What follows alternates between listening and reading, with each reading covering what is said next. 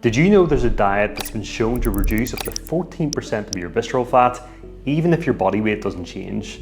And no, it's not a keto diet, it's not a carnivore diet, and you don't have to count every calorie either. And the best part about it is that it's simple, it's sustainable, and it's also backed by research. So in this video, I'm going to be breaking down exactly what it is, how it works, and the 7 key components of it that make it possibly the easiest diet you'll ever follow for reducing your visceral fat. So what makes visceral fat so dangerous anyway? Well, it's the fat that builds up within your abdominal cavity and it wraps around your vital organs. And the frustrating part about visceral fat is that you might not even be overweight, you might visually look okay, but you could have elevated levels of this type of fat. And the more visceral fat you have, the more inflammatory signals that it gives off.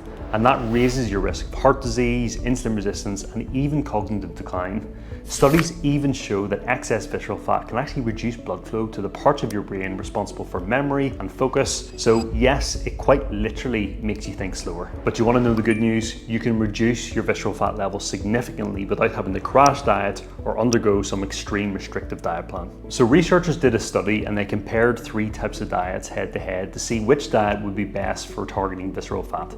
The first diet was a standard healthy diet of lean protein, fruits, vegetables, and this type of diet resulted in about 4% reduction in visceral fat. Not bad, but could be better. The second diet they tested was the classic Mediterranean diet, which includes foods like olive oil, fish, and nuts, and that group lost around 6% of their visceral fat. The third diet group followed the high polyphenol diet, or more commonly, or also more simply known, as the green Mediterranean diet, and this group of dieters lost 14% of their visceral fat.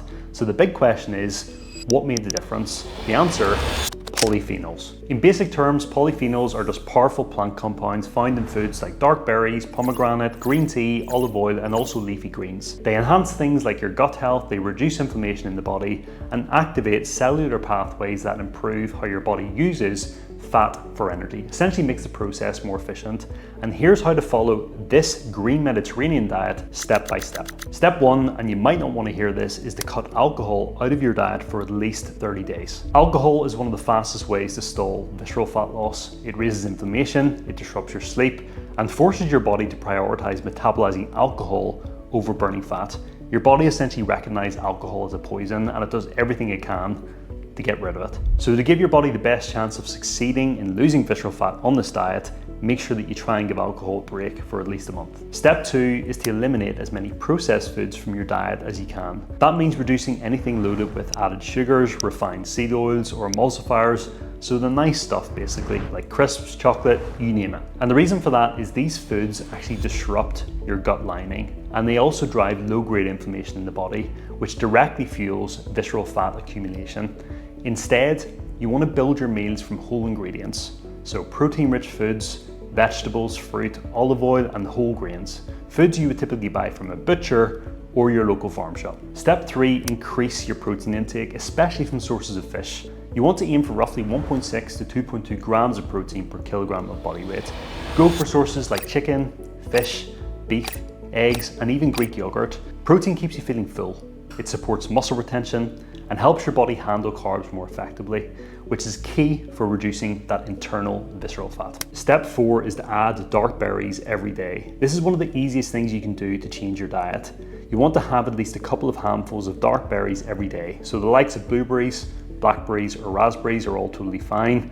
And the reason for this is that they're all rich in that fancy word, polyphenols. And interestingly enough, in the study that resulted in 17% visceral fat, the main source of polyphenols in that diet was dark berries. Step 5 is to drink 3 to 4 cups of green tea per day. You see, green tea is full of plant compounds that help your body use stored fat more efficiently. And ideally, you want to spread your green tea consumption throughout the day in between meals. And look, if you're sensitive to caffeine, just have the decaf version of green tea and you'll be fine. Step 6 is to load up on polyphenol-rich greens and healthy fats. So greens like spinach, kale, arugula, and broccoli are all great sources. And a quick side note here, if you want to improve your gut health, I would actually recommend eating some fermented foods on a daily basis as well. So these actually act as prebiotics, helping your gut health. So things like kimchi, kefir, or that thing that Germans like, which is sauerkraut. These are all good things for improving your gut health. Step 7 is to also try and support your gut and your sleep quality. You want to do this by aiming to finish your last meal about 3 to 5 hours before bed. This essentially gives your digestive system a break, so whenever you're sleeping, your body isn't having to work hard to digest all the food you've eaten just before bed. So after implementing the 7 steps, how realistically should you really expect to wait before you do start to see significant results?